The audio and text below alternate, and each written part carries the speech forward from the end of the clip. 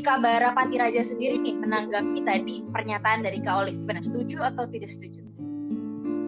Ya, saya kira lebih tepat ya term itu ya, kembali ke pola hidup, kembali ke alam itu ya. Kalau new kan ada satu adaptasi ya. Nah, satu gambaran tentang kearifan kultural yang disajikan oleh kakak Olive tadi itu menurut saya sangat luar biasa ya. Betapa disiplin hidup yang higienis itu ternyata ada dalam khazanah kebudayaan kita bahkan jauh sebelum pandemi ini ada. Hanya saja kan orang-orang sekarang kan cenderung meninggalkan itu ya. Meninggalkan itu, hal-hal seperti itu dianggap sebagai sesuatu yang berbau kuno, ketinggalan gitu. Sehingga kita tidak kembali menengok jati diri kita yang sebenarnya. Padahal protap-protap kehidupan itu ada di dalam khazanah kekayaan kultur kita di Nusantara ini. Sekarang orang baru jam 10 berjemur karena untuk sebenarnya COVID itu kan belum ada obatnya ya. Jadi kalau kita ke rumah sakit, kita tanya wawancara tuh sama pasien yang sembuh atau dokter, dia suruh istirahat, minum vitamin C cukup, pikirannya harus happy, seneng, happy, ketawa-tawa tiap hari. Habis itu setiap jam 9 pagi, jam 10 itu suruh keluar ruangan berada di bawah sinar matahari, artinya vitamin D. Bagaimana kita memaknai bumi Indonesia itu berada, letak geografis itu sangat diuntungkan. Gitu, dilewati garis khatulistiwa, di mana itu mempunyai sinar asupan matahari yang luar biasa sangat. Nah, itu harus disyukuri. Bagaimana dengan Rusia? Itu dengan dinginnya seperti apa? Makanya orang Rusia itu suka 6 bulan itu di Bali atau di ya tempat-tempatnya Kak Bara inilah yang eksotik ini kan sangat digemari ya cuacanya. Bagaimana kita menyadari itu pun kekayaan dari negeri kita. Itu vitamin D yang bisa kita dapatkan secara gratis, tidak perlu beli. Jadi itu sebenarnya kita tidak perlu khawatir dengan jumlah penduduk di bumi ini. Bumi ini mampu menampung jumlah penduduk seberapapun. Kalau dibilang sekarang sebenarnya udah melebihi kapasitas penduduk bumi itu kan 7 miliar dan sekarang tuh udah melebihi. Tapi jangan khawatir, sebenarnya bumi itu tuh cukup. Tetapi bumi itu tidak cukup bila mana menampung orang-orang yang punya sifat-sifat itu serakah gitu kira-kira.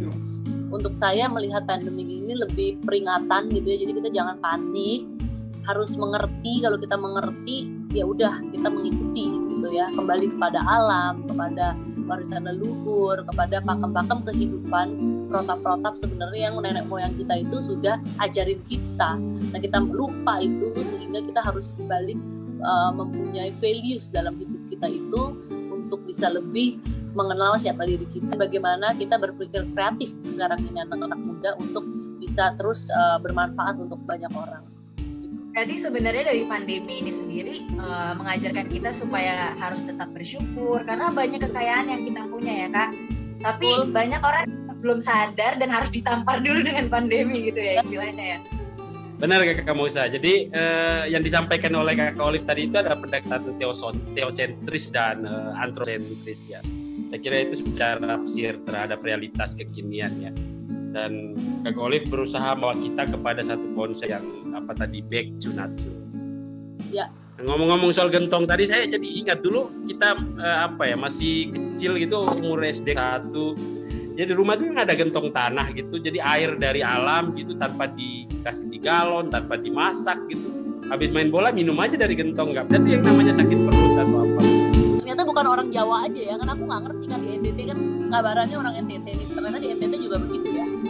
Ya itu irisannya, jadi tradisi gentong tanah itu irisannya dengan Kesultanan Buton yang masuk ke sini ya. Jadi skill industri itu dari sana. Jadi orang di Flores, terutama di Adonara itu menerima barang-barang seperti itu tuh dari Buton ya, ada transaksinya dari sana. Dan di masa saya masih dapat itu minum air dari gentong tanah itu dan tanpa dimasak ya sehat-sehat aja semua. Artinya bahwa apa yang kita konsumsi itu belum terkontaminasi oleh hal-hal yang berbau kimiawi instan. Ya.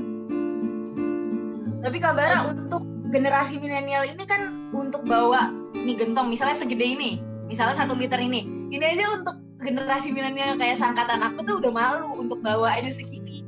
Tapi kan itu harusnya menjadi pola hidup yang baik kan untuk kita maksudnya mengonsumsi air mineral dengan baik gitu. Iya, karena nggak diedukasi dan nggak tumbuh dalam atmosfer budaya seperti itu Kakak Musa. Orang udah terbiasa dengan apa dijani, lama jadi rutinitas itu lama-lama di karakter itu berubah lama-lama jadi kebudayaan. Ya baik, alhamdulillah saya bisa bergabung hari ini. Ini ini menurut saya ini situasi yang sangat luar biasa. Dan di masa pandemi ini juga seperti tadi kata Kak Olive, semua kita ditampar ya.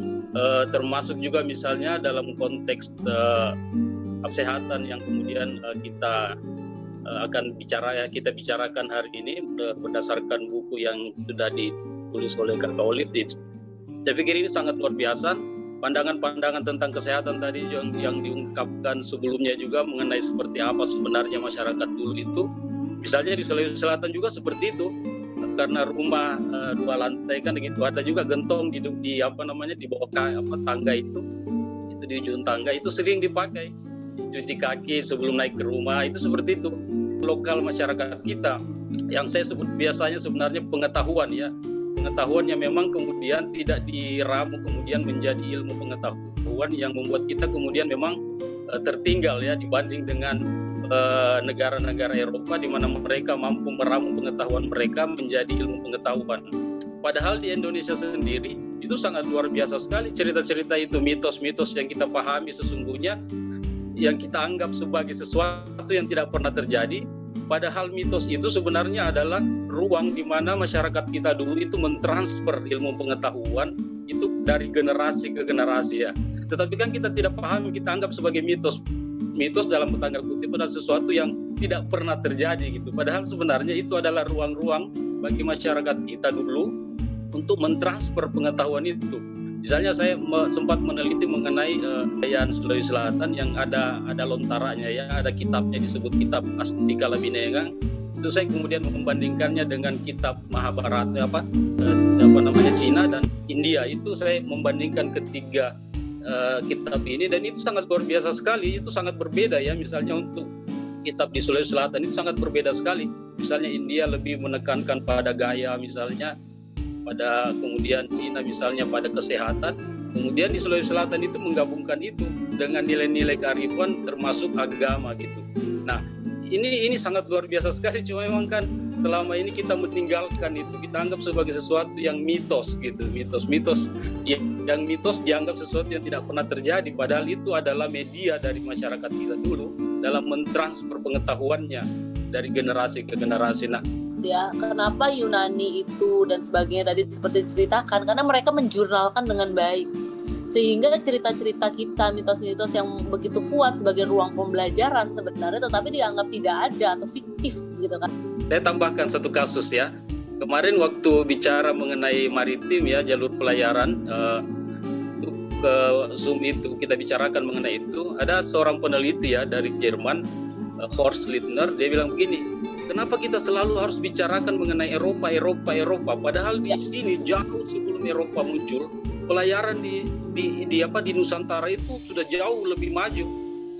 Sebelum Masehi itu kan perdagangan sudah luar biasa sekali. Misalnya di daerah saya itu di situ tempat timah ya, nikel kan. Nikel ini sudah diperdagangkan sebelum Masehi. Bahkan kemudian itu dipakai misalnya untuk membuat keris empu gandring misalnya, itu kan perdagangan sudah ada sebelumnya, jauh sebelum Eropa datang gitu kan. Nah selama ini kan kita kemudian dicekoki selalu oleh pemikiran Eropa terus. Padahal kita punya pengetahuan, ilmu pengetahuan yang sudah sangat luar biasa menurut saya. Mungkin dari Kakak Idwar Anwar, dari Kakak Olive tadi itu kan sebenarnya Kakak Idwar lebih cenderung menggambarkan tentang transformasi cara masyarakat menjelaskan realitas. Jadi di zaman dahulu orang menjelaskan realitas itu dengan mitologi, datang agama membunuh mitos, datang ilmu pengetahuan membunuh agama, datang sains dan teknologi menjadi perkembangan puncak peradaban manusia. Nah, itu etapa-etapa yang dilalui oleh dalam sejarah ilmu pengetahuan. Luar biasa ya, saya kira ini kayak kompleks sekali diskusi kita pada malam hari ini. Dari tubuh sehat, belum masuk ke tubuh puisi, sudah kembali kepada histori Nusantara bahkan dunia. Kakak Mausa, biar kita tidak tegang-tegang amat, kita mungkin persilahkan Kakak Ervin untuk memetikkan dawai manisnya. Oke, boleh Kak Ervin? Waktu dan tempat dipersilakan Kak Ervin. Assalamualaikum warahmatullahi wabarakatuh. Rangka ya, Bang Bara, Kakak Olive. Wah seru banget. Aku sih bangga bersama kalian. Ya, saya mau akan mulai memainkan sebuah lagu. Jadi ini salah satu lagu yang ada di album saya. Perlu teman-teman ketahui bahwa beberapa hari ke depan, tepatnya tanggal 10 November ini, saya akan membawa albumnya Breaking the Walls. Salah satu lagu yang akan saya bawakan berjudul Humble. Semoga di malam yang hebat ini kita senantiasa menjadi pribadi yang selalu rendah hati, selalu menikmati setiap hikmah yang terjadi, selalu berbahagia dengan segala apapun kondisi. Selamat menyaksikan. Mudah-mudahan soundnya bagus ya.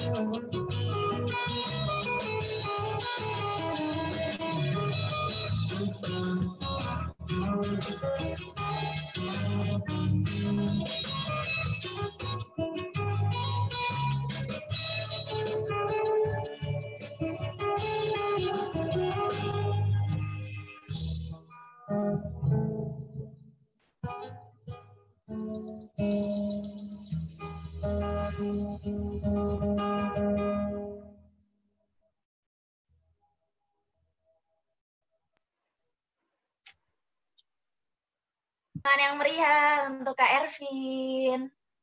Mantap, mantap. Jadi setelah ini akan ada penampilan dari Kak Indah ya. Kak Indah, waktu dan tempat dipersilahkan. Ya, baik. Assalamualaikum warahmatullahi wabarakatuh. Selamat malam semua. Kupilih mencintaimu hari ini, sebab besok hati gampang berubah.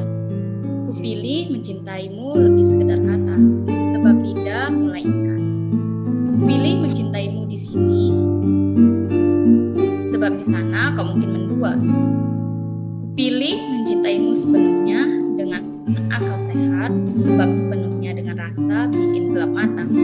Kupilih mencintaimu tanpa bla bla bla, sebab bla bla bla selalu menuntut balas. Kupilih mencintaimu lebih dari apapun, hingga jarak membuat tak lagi menjauh. Oke, terima kasih.